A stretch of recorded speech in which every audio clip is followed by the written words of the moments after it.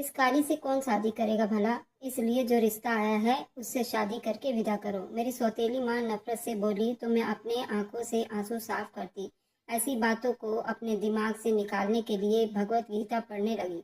मेरा रंग काला था, हर कोई मेरा मजाक उड़ाता था, जबकि मेरी सौतेली बहनें बहुत खूबसूरत थीं और उनकी इसी खूबसूरती की वजह से सबकी शादी बड़े ऊंचे परिवार में हुई थी और मेरी शादी इसी परिवार के एक मामूली से नौकरानी के बेटे का मेरे लिए रिश्ता आया था। मेरी शादी उसी नौकर से हो गई। मैं उसके टूटे फूटे घर में दुल्हन बनकर बैठी आंसू बहा रही थी जब पति कमरे में आया और मुझे देखते ही मेरा हाथ थमा और मेरा माथा चूम कर बोला, मेरी प्यारी मुक्ता, मेरी दुल्हन, तुम बहुत खूबसूरत हो। मैं अपनी किस्मत पर खुश नहीं थी, जबकि मेरी जिंदगी हमेशा परीक्षाओं में रही। मैं अपने पापा की पहली पत्नी की औलाद थी। मेरी माँ के मौत के कुछ महीने के बाद मेरे पापा ने दूसरी शादी कर ली थी और मेरी सौतेली माँ से मेरी 3 सौतेली बहनें थी। मेरी सौतेली बहनें बहुत खूबसूरत थी। वह एक से बढ़कर एक थी, जबकि मैं काली सी थी, इसलिए वह सब मुझे किसी गिनती में नहीं लाती थी। मेरा काला रंग मेरी बदकिस्मती बन गया। मेरी सौतेली माँ हमेशा मुझे अपनी बेटियों के आगे कुछ भी नहीं समझती थी। मेरी शक्ल में भी उन्हें नफरत थी। जब कभी भी मैंने सौतेली माँ या सौतेली बहनों के बारे में कोई शिकायत अपने पापा से की तो हमेशा उन्हें बेबस पाया। मुझे अपने पापा की बेबसी देखी नहीं जाती, इसलिए मैंने अब सब्र करना सीख लिया था, क्योंकि वो मेरी सौतेली माँ से डरते भी थे। मेरे हक के लिए नहीं बोलते थे। उन्हें डर था अगर मेरी सौतेली माँ नाराज हो गई तो वो ये घर छोड़कर चली जाएंगी। मेरी सौतेली बहनें मेरे काले रंग की वजह से मुझे बहुत बुरी नजरों से देखा करती थी। सौतेली माँ मुझे उनसे कई गुना नीचा रखती थी। मुझे अपनी बदकिस्मती पर रोना आता था, मगर मैं अपने आंसू पी लेती थी, क्योंकि मेरा आंसू देखने वाला इस दुनिया में कोई नहीं था। मैंने जब से होश संभाला हर रिश्ते के लिए तरसती रही। पापा ने भी अपनी दूसरी पत्नी को खुश करने के लिए मुझसे मुंह मोड़ लिया। अपनी दूसरी बेटियों पर तो जान निछावर करते, मगर मेरे लिए उनका प्यार सिर्फ एक हसरत बनकर रहा। मेरे पापा मेरी सौतेली बहनों के लिए अच्छे अच्छे कपड़े लाते। मैं बड़ी तरसती निगाहों से उन कपड़ों को देखती जो मेरी किस्मत में नहीं थे, बल्कि मैं तो अपनी सौतेली बहनों की उतरन ही पहना करती थी। शायद वही मेरा नसीब था। मैं अपनी किस्मत के लिखे पर राजी थी। शायद उन सब की नफरतें मेरा मुकद्दर थी। एक दिन मैं सबके लिए किचन में नाश्ता बना रही थी।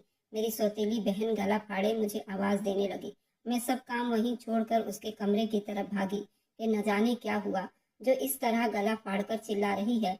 जब मैं उसके कमरे में गई तो वो मुझे नौकर समझकर मेरे ऊपर चिल्लाते हुए बोली, मैंने तुझसे कहा था ना कि मेरे कपड़े प्रेस कर देना। मुझे कॉलेज के लिए देर हो रही है, मगर तुम तो अपनी मर्जी करती हो, किसी की कहाँ सुनती हो। मैं अपने हाथों की उंगलियों को मोड़ते हुए बोली, वह मैं किचन में नाश्ता बना रही थी, मुझे याद नहीं आया।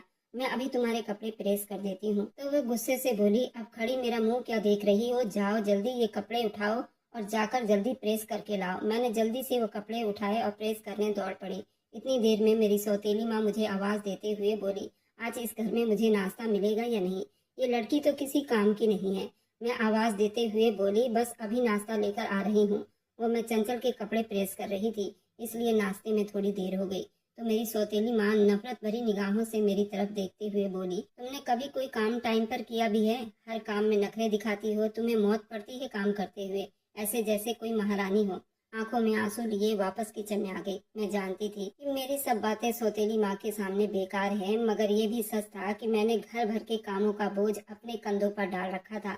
उनके बावजूद मुझे जिल्लत और नफरत के सिवा कुछ हासिल नहीं होता था। मैं अपने कमरे में जाकर अक्सर अपनी माँ को याद करके रोया करती, जिसने ना तो अपनी माँ का प्यार देखा और ना ही उस माँ को। अक्सर ही मैं अपनी समस्याओं से तंग आकर भगवान से बहुत प्रार्थना करती रहती थी कि काश मुझे भी अपनी माँ के साथ ही इस दुनिया से उठा लेते। ये बेरहम दुनिया में कोई भी मेरा हमदर्द नहीं था। यहाँ तक कि मेरी सौतेली बहनें बचपन से ही मेरे खिलाफ थी। न जाने उनको मुझसे क्या शिकायत थी कि वो मुझे हर बात में जलील करती और मेरी सौतेली माँ अपनी बेटियों का भरपूर साथ देती। मेरे पापा भी मुझे नफरत की नजरों से देखने लगे। मैं अपनी सौतेली माँ और बहनों की नफरत भरी नजरों का सामना तो कर सकती थी, मगर अपने पापा का मेरे साथ ऐसा व्यवहार मेरे दिल के टुकड़े टुकड़े करके रख देती और मैं सिसक सिसक कर रह जाती। उस वक्त मुझे दुख होता जब मेरे पापा अपना सारा प्यार उन बेटियों पर लुटाते और मेरे हिस्से में कुछ न आता। मेरी सौतेली माँ मुझ पर हंसते हुए कहती, तुम्हारे काले रंग की वजह से तुम्हारा बाप भी तुम्हें अपने से दूर रखता है उनकी ऐसी बातें सुनकर मुझ पर जैसे बिजली सी गिरती। उस एहसास ने मुझे बहुत कमजोर बना दिया था। मेरे पापा मेरी सौतेली बहनों को अपने साथ किसी भी फंक्शन में ले जाते और मैं तरसती हुई नजरों से उनको देखती रह जाती। किसी को मेरे अकेले होने की कोई टेंशन नहीं थी। वक्त बहुत तेजी से बीतता जा रहा था। मैं और मेरी सौतेली बहनें जवान थी। वह तो बहुत खूबसूरत थी। उनके गुलाबी रंग सितारों की तरह चमकती आंखें उनकी खूबसूरती में और चांद चार लगा देती। आए दिन उनके लिए अमीर घरों से रिश्ते आते थे। उनको इसी बात का बहुत घमंड था कि हमारी खूबसूरती की वजह से आए दिन हमारे घर रिश्ते आते हैं। और मेरी सौतेली माँ उनके दहेज और शादियों में बहुत पैसे खर्च करती। मेरी सौतेली माँ ने मेरी माँ का सारा जीवन, जिस पर सिर्फ मेरा हक होना चाहिए था, वह सारा अपनी बेटियों को दे दिया। मेरे पापा ने भी उनकी शादियों में कोई कसर नहीं छोड़ी। दुनिया की हर खुशी लाकर उनके कदमों में डाल दिया। लेकिन जब मेरी शादी की बारी आई तो मेरे लिए किसी ने मोहब्बत या इज्जत की बात नहीं की। यहाँ तक कि मेरे पापा भी इस मामले में चुप रहे। ना तो उन्होंने मेरी खुशियों की परवाह की और ना ही मुझे विदा करते टाइम अपने पापा का आशीर्वाद नसीब हुआ। वह हमेशा गैरों की तरह मुझसे खींचे खींचे रहते, क्योंकि मेरी सौतेली माँ के आगे उनकी एक न चलती थी। वह हर मामले में मेरी सौतेली माँ के आगे बेबस रहते। एक दिन मेरी सौतेली माँ ने सख्त शब्दों में कहा, इस काली को जल्दी यहाँ से विदा कर दो। जो रिश्ता आया है उसी से शादी कर दो। वैसे भी उसके लिए कोई अच्छा रिश्ता तो आने से रहा। जिस तरह उसकी शक्ल सूरत है, कोई भी अमीर या अच्छे परिवार का रिश्ता तो उसके लिए आएगा नहीं। तो अच्छा होगा, जो रिश्ता आया है उसी स्वीकार करो और इस मनहूस शक्ल को इस घर से चलता करो।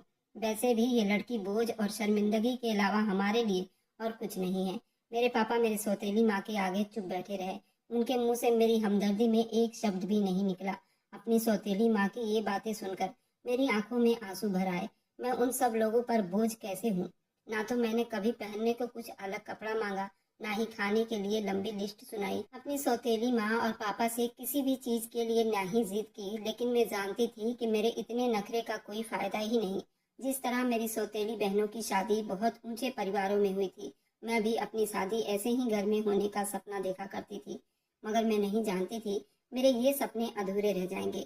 मैं अपने आंसू पोंछते हुए अपना ध्यान बटाने के लिए गीता जैसी पवित्र किताब लेकर बैठने लगती। शायद भगवान मेरे अंदर शक्ति पैदा कर दे और मुझे सब्र दे और मुझे हिम्मत दे। भगवान से प्रार्थना करते हुए मेरे आंसू मोतियों की तरह गिर रहे थे। मैं अपने भगवान से अपनी अच्छी किस्मत के लिए प्रार्थना करती रहती थी, क्योंकि मैं उन लोगों के व्यवहार से तंग आ चुकी थी। मेरे सब्र की हदें अब खत्म हो चुकी थी। मैं भी चाहती थी कि मेरे किस्मत में कोई ऐसा हो जिसके होने से मुझे इज्जत और सम्मान मिले, जो मुझे अपनी सौतेली माँ और बहनों से मिल न सका। उनकी आग बरसती निगाहों से मैं हमेशा डरती थी। मेरे सब्र की अब हदें खत्म हो चुकी थी। मैं चाहकर भी अपने लिए आवाज नहीं उठा सकती थी, क्योंकि मैं जानती थी अगर मैंने आवाज उठाई तो मेरी आवाज को मेरी सौतेली माँ और बहनें दबा देंगी और फिर मेरे हिस्से में जिल्लत और रुसवाई के सिवा कुछ नहीं आएगा। एक दिन मेरी सौतेली बहन अपने पति के साथ आई तो उसका इस तरह का अच्छा पहनावा देखकर मेरे दिल में भी हसरत जागी। मैं भी शादी के बाद ऐसे ही बन सवर कर रहूंगी, मगर वह तो सिर्फ मेरा सपना था जो शायद कभी पूरा ही न हो सका था। मैं ठंडी आहें भरकर रह गई, क्योंकि मेरी किस्मत ऐसी कहाँ थी। मैं भी किसी ऊंचे परिवार में जाती। अपनी शादीशुदा सौतेली बहनों को देखकर मैंने भी अपने सौतेली माँ से बात करने का फैसला किया कि मैं इस नौकरानी के बेटे से शादी बिल्कुल नहीं करूंगी। ये सोचते ही मेरे पसीने छूटने लगे। अगर मैंने ये बात की तो न जाने मेरे ये शब्द क्या असर करेंगे, मगर मैंने हिम्मत जमा की। आज तो अपने हक में बात करके रहूंगी। मेरे दिल में मेरी सौतेली माँ का डर और नफरत का एक जर्रा भी मौजूद नहीं था। मैंने सोचा अपनी सौतेली माँ के आगे रोऊंगी तो शायद उनका दिल पिघल जाएगा और वो मेरी शादी इस नौकर से नहीं करेंगी। मैं डर और घबराहट के मिले जुले असर के साथ अपनी माँ के कमरे में गई तो वो मेरी सौतेली बहन से फोन पर बातें कर रही थी। मैंने तो तुम्हारे पापा से कहा इस कलमुही का रिश्ता वहीं कर दो, कम से कम इस मुक्ता से जान तो छूट जाएगी। मेरा तो जी नहीं चाहता मैं उसकी शक्ल भी देखूं, मगर क्या करूं, मजबूरी है। जब तक कि उसकी शादी नहीं हो जाती उसे इस घर में बर्दाश्त तो करना ही पड़ेगा। मेरे कहने से पहले माँ का ये शब्द मेरे ऊपर बिजली की तरह गिरे और मैं उन्हीं कदमों से वापस आ गई। मेरे दिल में जो उम्मीद की किरण जागी थी मैं अपनी सौतेली माँ को इस रिश्ते के लिए मना कर दूंगी, वहीं पर मेरी उम्मीद अपने सौतेली माँ की बातें सुनकर दम तोड़ गई थी। मैंने सब कुछ अपनी किस्मत पर छोड़ दिया। जल्दी ही मेरी शादी तय हो गई, वह भी एक मामूली नौकर के साथ। उस दिन मेरी माँ और बहनों ने किसी तरह की कोई खुशी नहीं मनाई, बल्कि मेरे कपड़े और जेवर का मजाक उड़ाती रही।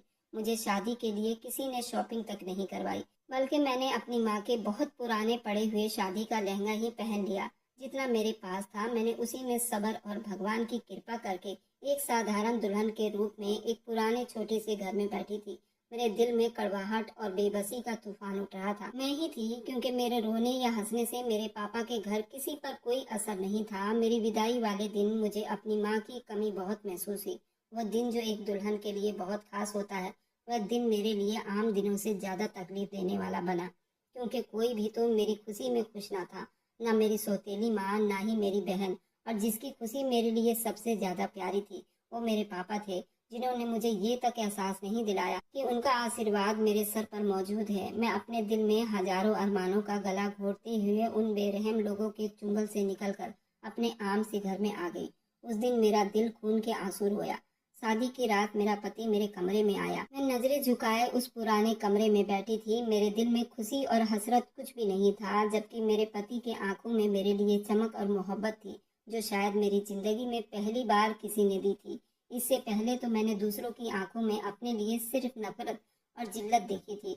उन्होंने मेरा माथा चूमते हुए कहा, मेरी प्यारी दुल्हन, तुम दुनिया की सबसे खूबसूरत औरत हो। उनके ये शब्द मेरे दिल पर गहरे निशान छोड़ गए। लेकिन मैं अभी भी अपनी किस्मत से खुश नहीं थी। मुझे लगा ये शब्द मेरे लिए नहीं, बल्कि किसी खूबसूरत और गोरी चिट्टी लड़की के लिए होनी चाहिए, जबकि मैं मामूली शक्ल व सूरत और काले रंग की थी। मगर अब शादी के बाद, जो कि मेरा पति मेरा सब कुछ था, तो उसका यूं तारीफ करना मुझे बहुत अजीब लगा। उनके ये शब्द मेरे कानों में मिठास छोड़ गए। उस दिन मुझे अपने पति की तारीफ करने की वजह से ऐसा लगा जैसे मैं दुनिया की हसीन लड़कियों में से एक हूँ और सारी खूबसूरती मेरे ऊपर आकर ही खत्म होती है। मेरे आंखों में खुशी के आंसू आ गए। मेरे पति ने अपनी उंगली के ऊपर मेरे आंसू रोकते हुए बोले, ये आंसू तुम्हारी आंखों में दोबारा ना आए, क्योंकि मेरे लिए ये बहुत कीमती है, जिन्हें मैं बिल्कुल भी खराब होने नहीं दूंगा। मैं तुमसे वादा करता हूँ कि मैं तुम्हारे बीते हुए जिंदगी में सारे दुखों को मिटा दूंगा और तुम्हारी आने वाली जिंदगी खुशियों से भर दूंगा। मुझे मेरे पति की इन बातों से बहुत हौसला मिला। मैं तसल्ली में हो गई कि शायद मेरी आने वाली जिंदगी खुशियों से भरी होगी। मुझे भी खुशियां नसीब होगी, जिनके लिए मैं आज तक तरसती रही। मेरे पति के साथ मेरी एक नई जिंदगी की शुरुआत हो चुकी थी, जिसमें मैं अपने पति के साथ किसी हद तक खुश भी थी, मगर दिल में एक डर था। अपने पति के घर कदम रखते ही मैंने जब उस छोटे से टूटे फूटे मकान को देखा, कच्चे फर्श, पुराने फर्नीचर, दीवारों पर से उतरती सीमेंट ने मुझे ये एहसास दिलाया, ये घर मेरी पुरानी जिंदगी से भी ज्यादा मुश्किल होगा। मगर मेरे पति के बातों से लगता था जैसे मेरे आने वाली मुश्किलें और परेशानियां अब खत्म हो जाएगी, जो कि मैं अपने पहली जिंदगी में देख चुकी थी। मेरे पति के अलावा और मेरे अलावा इस घर में दूसरा कोई नहीं था, क्योंकि ललित मेरे घर में पुरानी नौकरानी का बेटा था और ललित की माँ एक कैंसर की मरीज थी, जो कुछ दिन पहले ही उनकी मृत्यु हुई थी। और ललित अपने माँ का इकलौता बेटा था, जो अब अकेला रहता था। उसने कुछ दिन पहले ही हमारे घर काम शुरू किया था। वह हमारे घर का ट्रैक्टर चलाया करता था। वह छोटी मोटी हमारे घर का काम भी कर दिया करता था, इसलिए मैंने उसको कई बार आते जाते देखा था और बात भी करती थी, क्योंकि मैं खुद अपने घर में एक नौकरानी की तरह ही रहती थी। मैं इस टूटे फूटे घर को देखकर थोड़ी परेशान हो रही थी, जबकि मेरे पापा का घर तो इससे लाख गुना अच्छा था, जहां मैं नौकरानियों की तरह रहती थी। मगर मेरे पति का घर इतनी बुरी हाल में होने के बावजूद भी मुझे एहसास दिलाया कि मैं यहाँ की मालकिन हूँ, यहाँ सिर्फ मेरी ही चलेगी। मैंने जाते ही इस घर की हालत संवारने का फैसला किया और अपने पति से बोली, आपको नहीं लगता हमें इस घर को थोड़ी मरम्मत करवानी चाहिए? मेरी बात सुनकर मेरे पति मुस्कुराकर मुझे देखने लगे और बोले, मेरी प्यारी पत्नी, अब तुम आ गई हो ना, तुम्हारे आने से ये घर पूरा हो गया है। वक्त के साथ साथ हम इसे नए सिरे से फिर से बनवा लेंगे। अभी तुम अपने आप को इसी घर में एडजस्ट करो। मैं जानता हूँ ये घर तुम्हारे पापा के घर जैसा बिल्कुल भी नहीं है, मगर कुछ टाइम सब्र करो। मैं तुम्हारी इच्छा के हिसाब से ये घर एक न एक दिन जरूर बनवा लूंगा।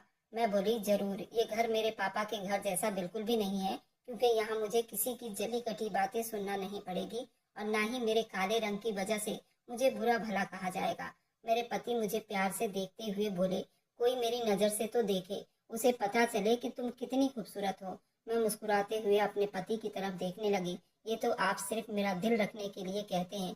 तो वो बोले, मैं इंसान की अंदर की खूबसूरती को देखता हूँ, मुझे बाहर की खूबसूरती बिल्कुल भी नहीं भाती। खूबसूरती इंसान के अंदर होनी चाहिए, जो कि तुम में है। तुम्हारी इस खूबी की वजह से मैं खुद को खुशकिस्मत समझता हूँ। क्योंकि तुम दूसरी लड़कियों से बहुत अलग हो, बहुत मासूम और बिल्कुल साधारण सी हो। तुम्हारी इसी मासूमियत ने मेरा दिल छू लिया। इतनी तारीफ काफी है या मुझे और ज्यादा तारीफ करना पड़ेगा? ये कहते हुए मेरा पति जोर से हंसने लगा। मैं अपने पति को घूरते हुए बोली, खाना तैयार है। आपने मुझे बातों में उलझाया हुआ है, वरना खाना तो कब का तैयार है। मेरे पति मेरा हाथ थामते हुए बोले, चलो तो आज हम भी देखते हैं कि मेरी प्यारी दुल्हन ने मेरे लिए कैसा खाना बनाया है। मैं हंसते हुए बोली, प्यार से बनाए हैं तो अच्छा ही होगा। मेरे पति एक मेहनती और साधारण इंसान थे। मेरे दिल में उनके लिए इज्जत और मोहब्बत का एक समंदर छुपा हुआ था। वह मेरे साथ बहुत प्यार से पेश आते थे।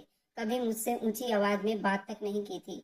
हमेशा मुझे प्यारी पत्नी कहकर बुलाना उनकी रोज की आदत थी। लेकिन मेरा दिल अभी उनके प्यार को स्वीकार नहीं कर पा रहा था, क्योंकि मैं अपनी जिंदगी में अपने लिए इस तरह नफरत और जिल्लत के शब्द सुने थे कि वह शब्द मेरे दिल पर किसी तीर की तरह चुभती थी। एक दिन मैंने उनसे पूछा, आप मुझे हमेशा प्यारी पत्नी बोलते हैं, मैं तो एक आम सी लड़की हूँ, ना तो खूबसूरत हूँ ना ही खास। तो वो मुस्कुराए और बोले, तुम्हारे चेहरे से ज्यादा खूबसूरत तुम्हारा दिल है। जिस दिन तुम खुद को अपने अंदर से देखोगी उस दिन ये बात समझ जाओगी। उनके शब्दों में एक अजीब सा सुकून था। मैं हैरान थी कि इस तरह कोई इतनी मोहब्बत के साथ कैसे एक आम सी लड़की को देख सकता है। मेरी सौतेली माँ और बहनों का व्यवहार अब भी मेरे साथ वैसा ही था। वह मुझ पर ताना कसा करती थी। जब कभी उनसे मेरा सामना होता तो वो मुझे उसी नजरों और उसी नफरत भरी निगाहों से देखती और कहती, तुम्हारा पति तुम्हें राजकुमारी कहता है, मगर हकीकत में तुम एक नौकरानी की तरह दिखती हो। अगर सच में वह तुम्हें राजकुमारी समझता तो वह तुम्हें किसी महल नुमा घर में रखता, ना कि इस टूटे फूटे मकान में। उनके ये शब्द मेरे दिल को जख्मी कर देते थे, लेकिन मैंने सब्र करना सीख लिया था। मैं किसी की बातों का कोई जवाब ना देती। ये सोचकर वक्त ही सबसे अच्छा जवाब देता है। मेरे पति ने मेरे सपनों को पूरा करने का ठान रखा था। वो मुझे पढ़ाना चाहते थे ताकि मैं अपने पाँव पर खड़ी हो सकूं। एक दिन वो मुझसे बोले, मैं चाहता हूँ कि तुम अपनी पढ़ाई दोबारा से शुरू करो। अपने पति की ये बात सुनकर मैं चुप रही, क्योंकि पढ़ाई का सिलसिला तो बहुत पहले ही मुझसे छूट गया था। मेरी सौतेली माँ ने मेरे स्कूल जाने पर रोक लगा दी थी, जबकि उनकी खुद की बेटियों ने बहुत अच्छे स्कूलों में पढ़ाई की थी। मैं अपने बीते हुए कल में चली गई।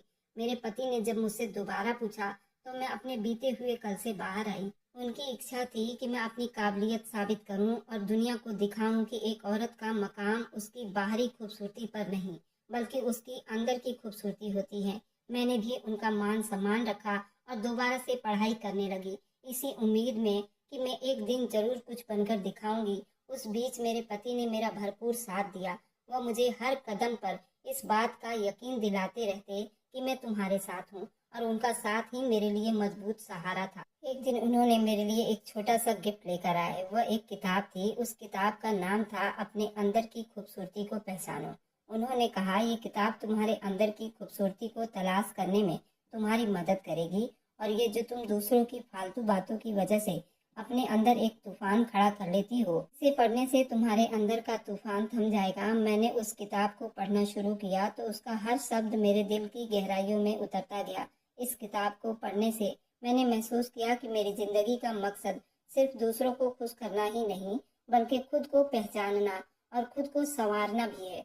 उस दिन से मैंने अपनी जिंदगी में नई उम्मीद को जगह देना शुरू कर दी और मायूसियों को अपनी जिंदगी से निकाल फेंका। उस दिन मैंने फैसला किया कि मैं अपनी इज्जत और मोहब्बत को अपनी काबिलियत के बलबूते पर हासिल करूंगी। मेरे पति और उनकी मोहब्बत और इज्जत ने मुझे अपनी पहचान बनाने की नई राह दिखाई। मेरे पति ने मुझे अपने अंदर छुपी औरत को जगाने में मेरा भरपूर साथ दिया। उन्होंने मेरे अंदर ये जोश पैदा किया कि एक मजबूत औरत जमाना बदल सकती है। मेरी जिंदगी में एक अजीब सी बदलाव आ रही थी। पति के प्यार और हौसले ने मुझे सोचने पर मजबूर कर दिया कि शायद मैं भी कुछ बन सकती हूँ, अपने लिए कुछ कर सकती हूँ, अपनी जिंदगी को ठीक बना सकती हूँ। लेकिन ये सफर इतना आसान नहीं था जितना मैं सोच रही थी। एक दिन मेरे पति ने मुझसे कहा, अगर तुम चाहो तो मैं तुम्हें पढ़ाने के लिए किसी और अच्छे कॉलेज में एडमिशन दिलवा सकता हूँ। मैं हैरानी से अपने पति की तरफ देखने लगी तो मेरे हाथ पर हाथ रखकर मुझे दिलासे देते हुए बोले, तुम्हारी पढ़ाई तुम्हें उस मकाम पर ले जाएगी जिसकी तुम हकदार हो। ये बात मेरे लिए हैरान करने वाली थी। पढ़ाई मेरे जैसी लड़की के लिए? पहले तो मैं डर गई, क्या मैं सही में ये सब कर सकती हूँ? लेकिन उनके हौसले और मोहब्बत ने मुझे हिम्मत दी। उन्होंने अपने गांव की जमीन बेचकर मेरा एडमिशन कॉलेज में करा दिया। मेरे दिल में एक अजीब सी खुशी और डर था, लेकिन जैसे ही मैंने पढ़ाई शुरू की तो मुझे मालूम हुआ ये दुनिया कितनी खूबसूरत और सही है। पढ़ाई इंसान के अंदर की खूबसूरती को उजागर कर देती है, ना कि दिखाने वाली खूबसूरती। ये मैंने उस दिन जान लिया कि मेरे पढ़ाई के सफर को ना मेरी सौतेली माँ ने स्वीकार किया और ना ही मेरी बहनों ने। उसके शब्द मेरे लिए वही के वही थे, मेरे कानों में गूंजते रहते थे। अब ये काली लड़की पढ़ाई करके क्या करेगी, कुछ नहीं बदलेगी। ये 2 कौड़ी का इंसान भी उसके लिए कुछ नहीं कर सकेगा। खुद ही जलील होकर थक कर बैठ जाएगी। कुछ नहीं कर सकते ये दोनों। मेरी सौतेली माँ बहनों के ये शब्द मेरे कानों में गूंजते रहते थे। ऐसी बातें अपने लिए बर्दाश्त कर लेती, मगर अपने पति के लिए बर्दाश्त करना मेरे लिए बहुत मुश्किल था। उनके ये शब्द मुझे तोड़ने की कोशिश करते थे, लेकिन मैंने उन्हें अपनी ताकत बना लिया और कसम खा लिया कि एक दिन उन्हें मैं कुछ न कुछ करके दिखाऊंगी। एक दिन किताब पढ़ रही थी, मेरी सौतेली बहन बोली, तुम्हारी जैसी लड़कियों के कोई सपने नहीं होते, ये सब कुछ तुम्हारे बस का रोग नहीं। लेकिन इस बार चुप नहीं रही। मैंने मुस्कुराकर कह दिया, देखना एक दिन यही सपना मेरी हकीकत बनेगी। वह दिन मेरे लिए सबसे बड़ा दिन होगा। तो वह हंसते हुए कहने लगी, तुम्हारी हकीकत यही है कि तुम्हारा रंग काला है और तुम 2 कौड़ी के नौकर की पत्नी हो। उससे आगे तुम्हारी कोई औकात नहीं, और ये जो तुम अपने सपनों को हकीकत की शक्ल देना चाहती हो, ये कभी मुमकिन नहीं हो पाएगा। तुम हमेशा यहीं रहोगी जहाँ पर इस वक्त खड़ी हो। मेरी सौतेली बहन की बातों ने मुझे बहुत मायूस किया। वह हौसला जो मेरे पति ने दिया था झाग की तरह मिटने लगा। मेरे पति ने न सिर्फ मेरा हौसला बढ़ाया, बल्कि मेरे साथ मेरे पढ़ाई के सफर में शामिल भी हो गए। वह रात को देर रात तक मेरे साथ बैठकर मेरी पढ़ाई में मदद करते, मेरे सवालों के जवाब ढूंढते, हर कामयाबी पर मुझे मेरी हौसला बढ़ाते। उनका हिम्मत बढ़ाना मेरे हौसले बुलंद करता। वह कहते कि तुम ये कर सकती हो। इसी हौसले की वजह से मैं अच्छे से अच्छा करती चली गई। धीरे धीरे मैं कामयाबी की सीढ़ियां चढ़ने लगी। हर सीढ़ी पर मेरे पति मेरे साथ खड़े रहे। कभी भी उन्होंने मुझे अकेला नहीं छोड़ा, बल्कि मेरा साया बनकर मेरे आसपास मंडराते रहे। मेरा पेपर आया, मैं बहुत डरी हुई थी। मुझे ऐसा लग रहा था कि जिंदगी की बाकी इम्तिहानों की तरह मैं इस इम्तिहान को भी पास नहीं कर पाऊंगी। लेकिन मेरे पति ने कहा, यकीन रखो, तुम्हारे अंदर वे काबिलियत है जो दुनिया बदल देगी। मैं अपने ऊपर उनका ये यकीन देखकर हर मैदान में उतरने को तैयार थी। मुझे खुद से ज्यादा जैसे अपने पति की बातों पर यकीन था। और सच में जब मेरा रिजल्ट आया तो मैं अपने क्लास की टॉपर थी। ये पल मेरी जिंदगी का पहला कदम था जहां मैंने खुद को पहचाना। सच में अब मैं कुछ भी कर सकती हूँ। उस दिन मैंने अपने पति से कहा, आपने मुझे वह इज्जत दी जो शायद किसी ने कभी नहीं दी थी। मैं वादा करती हूँ एक दिन जरूर मैं आपको अपने ऊपर गर्व का मौका दूंगी। उन्होंने मुस्कुराते हुए जवाब दिया, तुम पहले ही मेरा गर्व हो, मेरा मान सम्मान हो। मेरी जिंदगी ने एक नई मोड़ ले ली थी। पढ़ाई के मैदान में मेरी कामयाबियां सिर्फ मेरे लिए अहम नहीं थी, बल्कि मेरे पति के लिए भी ये गर्व का पल था। उनकी मोहब्बतें और कुर्बानियों ने मुझे मजबूत बनाया। लेकिन अब वक्त था मैं अपने आप को साबित करूं और दुनिया के सामने अपनी अहमियत दिखाऊं। क्योंकि अब मैं वह कमजोर और मायूस भरी लड़की नहीं थी, बल्कि एक मजबूत और हिम्मत वाली लड़की बन चुकी थी, जिसके लिए कुछ भी नामुमकिन नहीं था। एक दिन मेरे स्कूल के प्रिंसिपल ने मुझे बुलाया और कहा, हमें एक स्पीच के लिए स्टूडेंट की जरूरत है और हम चाहते हैं कि तुम इस स्पीच में हिस्सा लो। ये सुनते ही मेरे दिल में एक डर की लहर दौड़ गई। मैं जो कभी खुद पर यकीन नहीं रखती थी, जिसके अंदर खुद ताकत और भरोसा नहीं था, वह दूसरों के सामने एक शब्द भी बोल पाएगी। कैसे वो मुक्ता सबके सामने खड़े होकर बात कर सकती थी। लेकिन मेरे पति ने मुझे हौसला दिया, याद रखो ये मौका तुम्हारे सपनों की शुरुआत का पहला कदम है।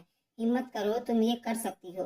कोई भी काम इंसान के बस से बाहर नहीं। मैंने डरते हुए उस कंपटीशन को स्वीकार किया, क्योंकि इसमें मेरे पति की खुशी और उनकी सहमति शामिल थी। वे चाहते थे कि मैं ये चैलेंज को एक्सेप्ट करूं और जीतूं। मैंने घर आकर अपनी स्पीच की तैयारी की। जब कंपटीशन का दिन आया तो मेरा दिल डर और जोश के अजीब दोराहे पर आकर खड़ा था।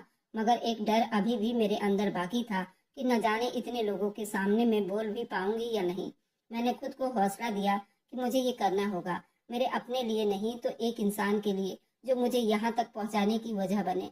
इसलिए मैं स्टेज पर जाने से पहले ये फैसला कर चुकी थी, मैं ये कंपटीशन किसी भी हाल में जीत कर रहूंगी। चैलेंज के बीच में मैंने डरते हुए स्टेज पर कदम रखा। वहाँ मौजूद सैकड़ों आंखें मेरी तरफ देख रही थी। स्पीच देते हुए मेरी आवाज कांप रही थी, लेकिन फिर मुझे अपने पति के वह शब्द याद आ गए, यकीन रखो तुम बदल सकती हो। उन शब्दों ने मेरे अंदर एक अलग सी ऊर्जा पैदा कर दी। सोच आते ही मैंने दिल थामकर अपनी स्पीच चालू रखी। इस स्पीच के बोल मेरे दिल से निकल रहे थे और उनका असर भी उन दिलों तक पहुंचा। जब मैंने स्पीच खत्म की तो पूरा हॉल तालियों से गूंज उठा। ये पल मेरी जिंदगी का पहला पल था जब मुझे लगा कि मैं सच में कुछ कर सकती हूँ और मुझ में कुछ करने की हिम्मत मौजूद है। उस स्पीच कंपटीशन में मुझे पहला इनाम मिला। प्रिंसिपल ने मुझे स्टेज पर बुलाकर इनाम दिया और कहा, हमें तो तुम पर गर्व है। तुमने सिर्फ अपने लिए नहीं बल्कि अपने कॉलेज का नाम भी रोशन किया है। प्रिंसिपल के ये शब्द मेरे आत्मा तक को हिलाकर रख दिए थे।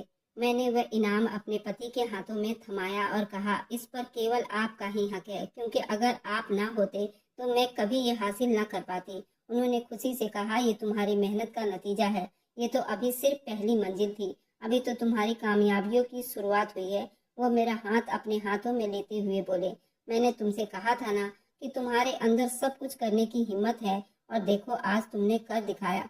मैं अपनी आंखों में अपने पति के लिए प्यार का ये समुंदर देखते हुए बोली, ये सब आपकी मेहनत और हौसले का नतीजा है जो मैं आज यहाँ इस मुकाम पर खड़ी हूँ। मेरी कामयाबी की खबर पूरे मोहल्ले में फैल गई। वे लोग जो कभी मेरे रंग रूप और हैसियत का मजाक उड़ाते अब मुझे बधाई देने आ रहे थे। मेरी सौतेली माँ और बहनें जो हमेशा मेरे हौसले पर ताना मारती थी अब चुप थी। उनके चेहरे पर हैरानी साफ दिखाई दे रही थी। वह जो मुझे उठते बैठते काले रंग की वजह से ताना मारती थी, अब मेरे सामने उनकी निगाहें झुकी हुई थी। इस स्पीच के चैलेंज ने वह पल मेरे लिए उम्मीद की एक किरण थी। मैंने अपने आप में वादा किया कि मैं इस सफर को यहीं खत्म नहीं करूंगी। ये कामयाबी मेरी मंजिल की शुरुआत थी और अब मुझे अपनी खुद की पहचान बनानी थी, क्योंकि मुझे ये हौसला बहुत ही मेहनत से नसीब हुआ था। और उसके बाद मैंने अपने आप में बहुत से बदलाव महसूस की।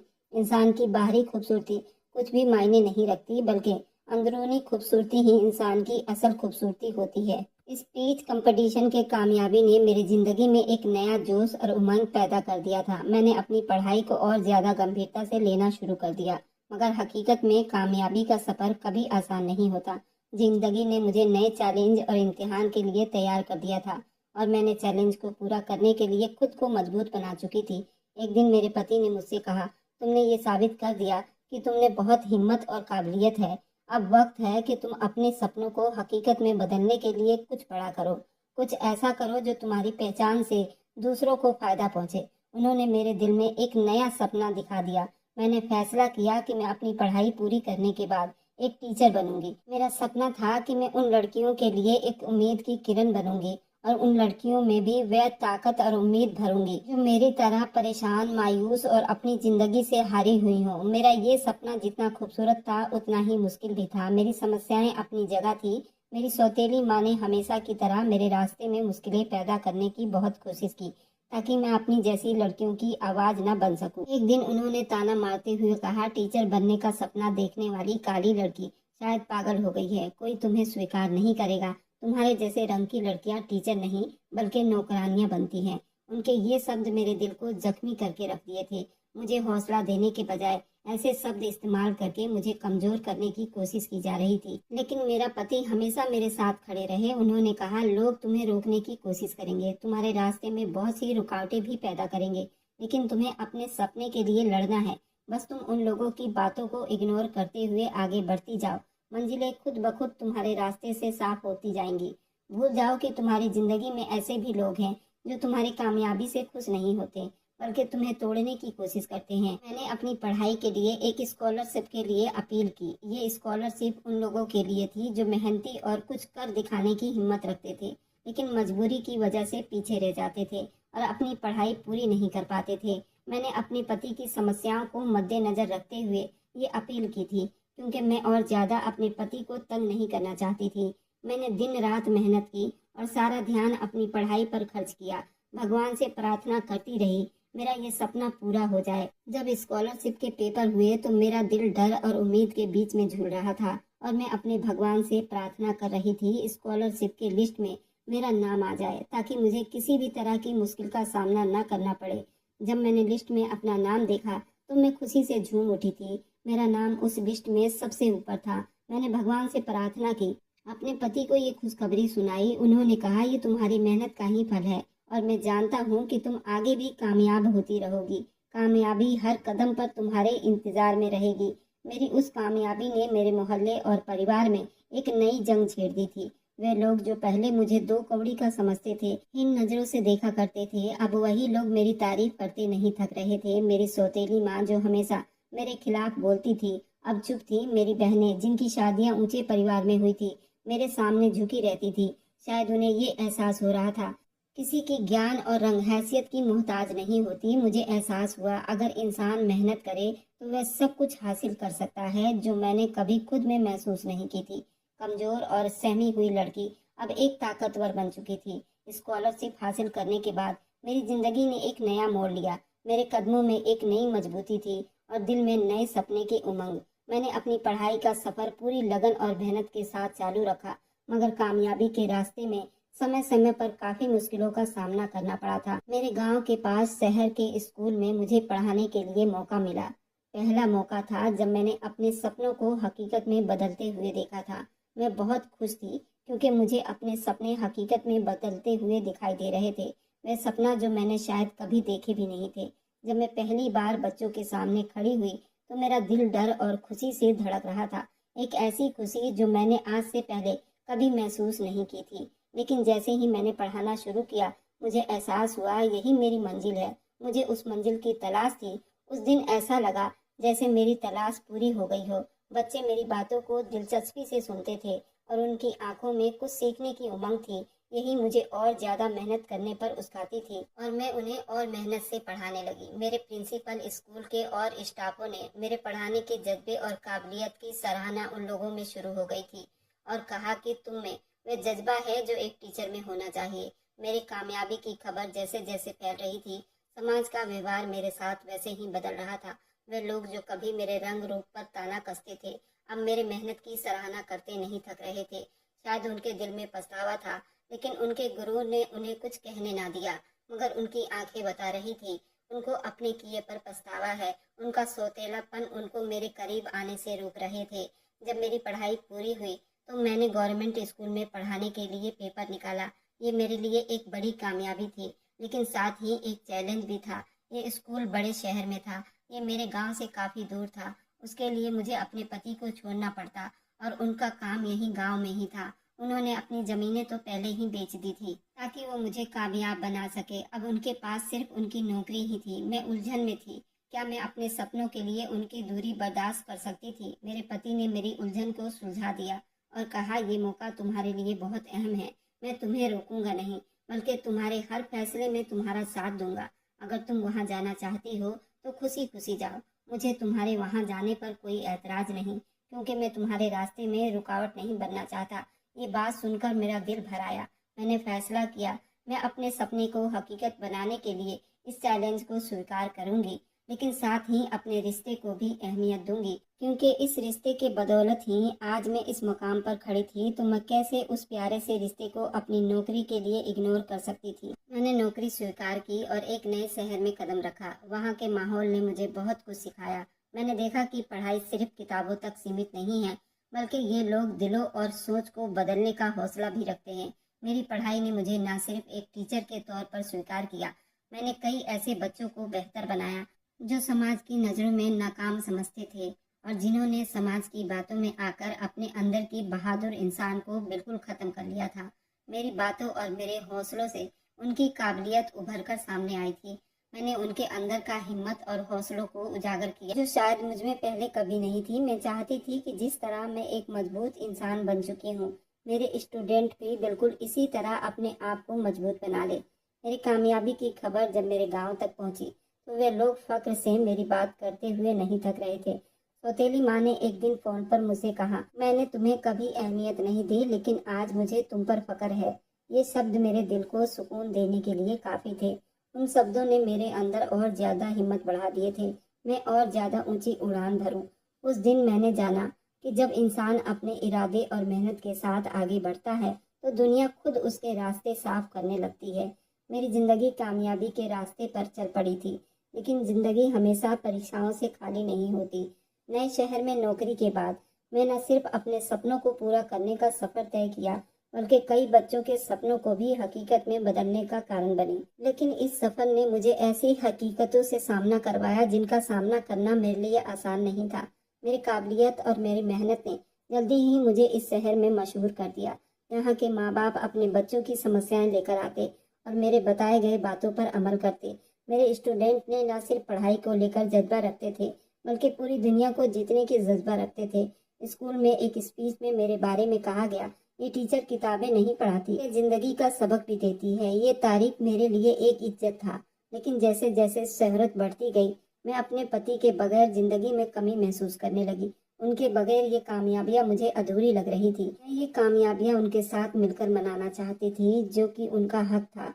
उनसे दूरी का मुझे एहसास होता। मैं चाहती कि उनके करीब रहकर अपने सपनों को पूरा कर पाऊं। एक दिन मेरे पति ने मुझे कॉल पर कहा, मैं तुम्हारी कामयाबियों पर बहुत खुश हूँ, लेकिन तुम्हें देखे बिना दिन नहीं गुजरता। अब बड़ा मुश्किल है। उनकी ये बातें मेरे दिल को छू गई। मैंने महसूस किया मेरी कामयाबियों के पीछे उनकी कुर्बानियां छुपी हुई थी और मैं उनके साथ वक्त नहीं बिता पा रही थी। मैंने फैसला किया, अब कुछ भी हो जाए मैं अपने पति के साथ रहूंगी। मैंने यहाँ सरकारी क्वार्टर ले रखा था। मैंने अपने पति को अपने पास बुलाने के लिए बहुत विनती की, वे आकर मेरे साथ रहें। और मेरे पति ने मुझे पढ़ाने के लिए जो अपनी जमीन गिरवी रखी थी, वह भी मैंने छुड़वा लिया था। अब मैं चाहती थी वो यहाँ शहर में आकर मेरे साथ रहें। यहाँ शहर में मुझे हर चीज की सुविधा थी। आज मैं जो कुछ भी थी अपने पति के बदौलत थी, और वह मेरी सारी दुनिया थे और वही मेरी ताकत थे। उन्होंने मुझे एक हिम्मत वाली औरत बनाया था और समाज से लड़ना सिखाया था। वह भी बहुत पढ़े लिखे थे, लेकिन एक गरीब इंसान थे। लेकिन उनका दिल बहुत बड़ा था। जब वो शहर में मेरे पास आए तो मैं उनको घंटों पकड़कर रोती रही। अब दोनों की जिंदगी बहुत अच्छी बीत रही थी। अचानक गांव से एक फोन ने मुझको हिलाकर रख दिया था। वो मेरी माँ का फोन था। जो माँ मुझसे कभी सीधे मुंह बात नहीं करती थी, आज वो मुझसे विनती कर रही थी। और जो बात उन्होंने मुझे बताई, मेरे पैरों तले से जमीन निकल गई थी। मेरी सौतेली बहन, जो मुझे अपने जूतों के नोक पर रखती थी, आज बुरी तरह परेशान थी, क्योंकि उसके पति की एक्सीडेंट हो गई थी और उसने मौके पर ही अपनी जान गंवा दी थी। उसके 2 बच्चे भी थे और सास ससुर उसको रखने के लिए तैयार नहीं थे। और मेरे पिता अब बहुत बूढ़े हो गए थे, उनको कमाकर नहीं खिला सकते थे। मेरी और बहनों ने तो अपना हाथ खड़ा कर लिया था कि हमारे पास इतने पैसे नहीं हैं, हम तुम्हारा गुजारा कैसे करें। अब उन्होंने मुझसे उम्मीद लगाई थी और मेरे पिता ने भी रोते हुए कहा कि बेटा, अब तू ही सहारा है। तू चंचल को और उसके बच्चों को शहर में बुला ले। चंचल की नौकरी कहीं पर लगवा दे ताकि वह अपने बच्चों का पेट पाल सके। मैं अपने पापा की इस तरह आवाज सुनकर तड़प उठी और उन सभी का टिकट भेजकर उनको शहर बुला लिया और चंचल के बच्चों का एडमिशन सरकारी स्कूल में करवा दिया और चंचल को भी एक प्राइवेट कंपनी में जॉब दिलवा दी, जो कि रिसेप्शन पर बैठना था। सुबह 9 बजे से 2 बजे तक की ड्यूटी थी। मात्र 15,000 रुपये तनख्वाह थी। उसे अपने बच्चों को देखने का भी टाइम मिल जाता था। अब चंचल दिल लगाकर मेहनत कर रही थी और अपने किए पर रोज पछताती थी और मुझसे कई बार माफी मांग चुकी थी। जब मेरे पापा गांव से दिल्ली आए और मुझे सीने से लगाए तो मैं कितने घंटों उनके सीने से लगकर रोती रही। पहली बार मेरे पिता ने मुझे गले से लगाया था। मम्मी पापा मेरे साथ ही रहते थे और चंचल अपने बच्चों के साथ अलग फ्लैट में रहती थी और मेरे पति मेरे साथ ही रहते थे। मेरे मम्मी पापा मुझे और मेरे पति से कई बार माफी मांग चुके थे। मेरे पापा मेरे पति से कहने लगे, जो काम मुझे अपनी बेटी के लिए करना था वह तुमने कर दिखाया। तुम दुनिया के सबसे बेहतरीन आदमी हो, जिसने एक औरत को हिम्मत और ताकत दी और समाज में सर ऊंचा करके चलने की ऊंचाई दी। आप लोग बताइए, क्या मुक्ता को अपने माँ बाप को और अपनी बहन को माफ कर देना चाहिए था या नहीं? अगर आपको आज की कहानी पसंद आई है तो वीडियो को जरूर लाइक कर दीजिएगा और अपने दोस्तों के साथ शेयर भी कर दीजिएगा। और हाँ, अगर आपने अभी तक हमारे चैनल को सब्सक्राइब नहीं किया है तो जरूर सब्सक्राइब कर लें। मिलते हैं हम अपनी कल की एक और नई दिलचस्प कहानी के साथ। मुझ पर सदा अपना प्यार और स्नेह बनाए रखें। सभी को मेरा प्यार भरा नमस्कार दोस्तों।